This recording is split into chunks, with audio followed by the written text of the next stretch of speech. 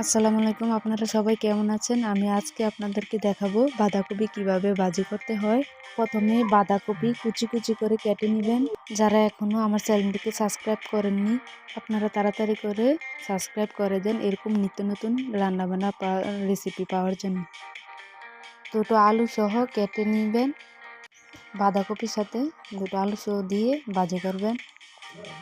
আলুগুলোকে বাঁধাকপির মতন কুচি কুচি করে কেটে নেবেন। তারপরে বাঁধাকপি আর আলু একসাথে ধুয়ে নেবেন।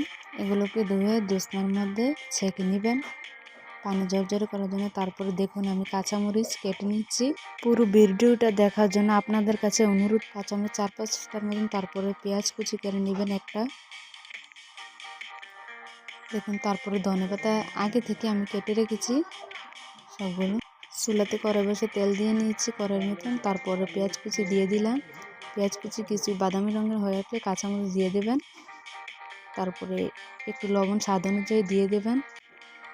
তারপর হলুদ দিয়ে দিবেন কালার জন্য। এবার বাঁধাকপিগুলো দিয়ে দিবেন। বাঁধাকপিগুলো দিয়ে একটু নাড়াচাড়া করে নেবেন। দেখুন সবগুলো একসাথে মিক্স এভাবে 10 মিনিটের মতন রেখে দিয়ে ধনেপাতাগুলো দিয়ে দিবেন। তারপর উঠাবেন, পরিবেশন করবেন।